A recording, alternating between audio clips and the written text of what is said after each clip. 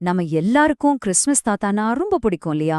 ஆனா அந்த Santa Claus கதைக்கு பின்னாடி ஒரு பயங்கர சுயநலமான திட்டம் ஒளிஞ்சிருக்குன்னு சொன்னா உங்களால நம்ப முடியுதா? வாங்க, அந்த ஆச்சரியமான கதை எப்படி உருவாச்சுன்னு நாம இப்போ பார்க்கலாம். தாராள மனசோட அடையாளமா நம்ம பாக்குற சாண்டா கிளாஸ் ஒரு சுயநலமான திட்டத்துல இருந்து தான் ஆரம்பிச்சாருங்கிறது எவ்வளவு பெரிய முரண்பாடு பாருங்க. வாங்க, இந்த ஆச்சரியமான கதைய கொஞ்சம் விரிவாக பார்ப்போம். சரி, வாங்க கதைக்குள்ள போகலாம். நம்ம கதையோட ஹீரோ ஜெஸ்பர். இவன் ஒரு தபால்காரன். ஆனா தபால் பைய வாழ்க்கையில தூக்கி பார்த்ததே இல்ல. ஏன்னா அவன் ஒரு சோம்பேறி, பொறுப்பே இல்லாதவன். அவனுக்கு கிடைச்ச ஒரு தண்டனை தான் இந்த கதைக்கே தொடக்க புள்ளி. இவன் பேரு ஜெஸ்பர் ஜோஹன்சன். அரச தபால் துறை தலைவரோட ஒரே பையன். உழைக்காமலேயே சொகுசா வாழ்ந்து பழகிட்டான். சுயநலத்தோட மொத்த உருவம்னு சொல்லலாம். இவனுக்கும் தியாகம், கருணை மாதிரியான வார்த்தைகளுக்கும் துளி கூட சம்பந்தமே கிடையாது. பையனுக்கு ஒரு பாடம் கத்துக் கொடுக்கணும்னு நினைக்கிற அவங்க அப்பா அவனை உலகத்தோட கடைசியில இருக்கிற ஒரு ஊருக்கு அனுப்பி வைக்கிறார். அந்த ஊர் பேரு ஸ்மீரன்ஸ்பர்க்.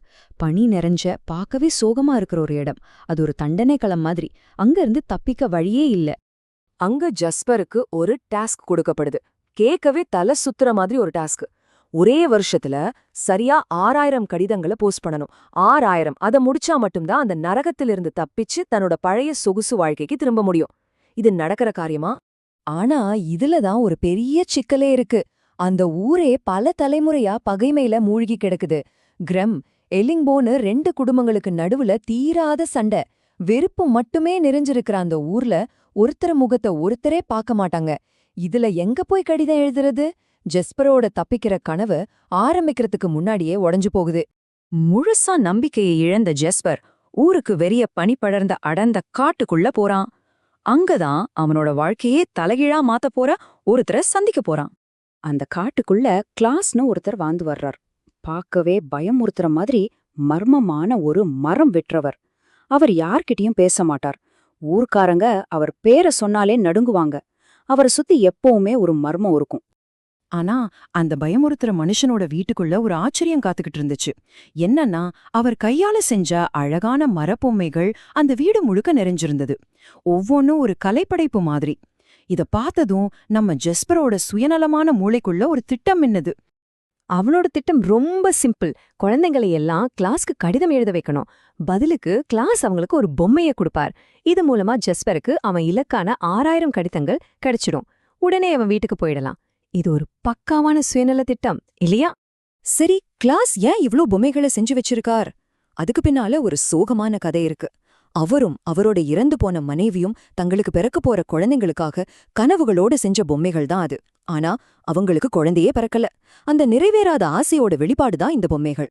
சுயநலத்துல ஆரம்பிச்ச இந்த திட்டம் யாருமே எதிர்பார்க்காத விதமா அந்த ஊரையே மாற்றத் தொடங்குது. ஒரு சின்ன கருணை செயல் எப்படி ஒரு பெரிய மாற்றத்தை உருவாக்குதுன்னு பார்க்கலாமா? ஒரு குழந்தைக்கு பொம்மை கிடைச்சதும் அதோட முகத்துல வர்ற அந்த சந்தோஷம் இருக்கே, அது காட்டுத்தீ மாதிரி மத்த குழந்தைங்களுக்கும் பரவுது. பரம்பரை பகைவர்களா இருந்த குடும்பத்து குழந்தைங்க கூட இப்ப ஒன்னா சேர்ந்து சிரிச்சு விளையாட ஆரம்பிக்கிறாங்க. ஒரு சின்ன கருணை ஊர் முழுக்க மகிழ்ச்சிங்கிற ஒரு தொடர்வினையை உருவாக்குது. இந்த மாற்றம் அந்த ஊரோட தோற்றத்தையே மாத்திருச்சு. சாம்பல் நிறத்திலையும் விரோதமாவும் இருந்த அந்த ஊர் இப்ப கலர்ஃபுல்லா நம்பிக்கையோட ஜொலிக்குது. வெறுப்ப மறைஞ்சு அந்த இடத்துல அன்பு துளிர்க்க ஆரம்பிக்குது. இந்த மாற்றம் ஊர்ல மட்டும் அல்ல, ஜெஸ்பர் கிட்டயும் நடக்குது. ஆரம்பத்துல தப்பிக்கிறத பத்தி மட்டுமே யோசிச்சாவன் இப்ப முறையா மத்தவங்களோட மகிழ்ச்சியில தனக்கும் ஒரு பங்கு இருக்குன்னு உணர்றான். அவன் உண்மையாவே மத்தவங்க மேல அக்கறைப்பட ஆரம்பிக்கிறான். ஆனா இந்த சந்தோஷம் நீடிக்குமா? ஜெஸ்பரோட பழைய சுயநல திட்டம் இப்போ அவனையே வேட்டையாட ஒரு பூதமா திரும்பி வருது. அந்த ஊரோட வெறுப்புணர்ச்சி மறுபடியும் தலை தூக்க பாக்குது. ஊர்ல அமைதி வந்தா தங்களோட அதிகாரம் போயிடும்னு பயந்த அந்த பகை குடும்பங்களோட தலைவர்கள் ஒன்னு சேர்றாங்க. அவங்களோட ஒரே குறிக்கோள் ஜெஸ்பர் கிளாஸ் நட்பை உடைச்சு பழைய பகைய திரும்ப கொண்டு வர்றதுதான். உண்மை வெளிப்படுது. கிளாஸுக்கு இந்த பொம்மை கொடுக்கறது எல்லாமே ஜெஸ்பர் வீட்டுக்கு திரும்புறதுக்கான ஒரு திட்டம் மட்டும்தான்னு தெரிய வருது. அந்த நொடி கிளாஸோட நம்பிக்கை சுக்குநூறா உடையுது. அவங்க 2 பேரும் உருவாக்குன அந்த மேஜிக் காத்துல கரைஞ்சு போகுது. சரியா? அதே நேரத்துல ஜெஸ்பரை கூட்டிட்டு போக கப்பலும் வருது.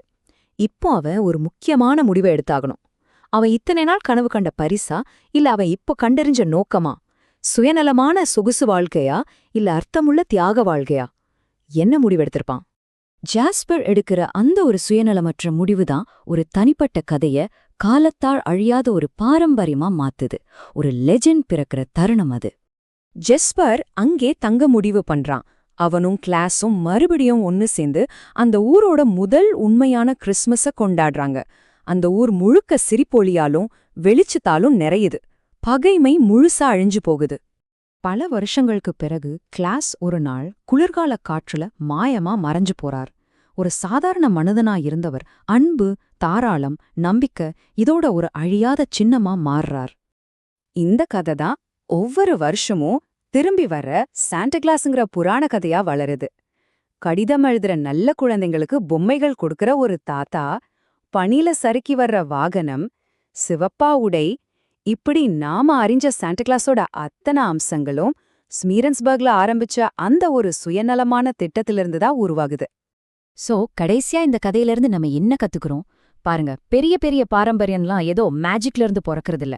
நம்மள மாதிரி சாதாரண மனுஷங்க மத்தவங்க மேல அக்கறை காட்டணும்னு முடிவு பண்ணும்போது தான் அது உருவாகுது. ஒரு சின்ன கருணைச் செயல் ஒரு பெரிய சாண்டா கிளாஸ் கதையை உருவாக்க முடியும்னா, நாம செய்யற சின்ன சின்ன நல்ல விஷயங்கள் எவ்வளோ பெரிய மாற்றத்தை உருவாக்கும்னு நீங்களே யோசிச்சு பாருங்களேன்.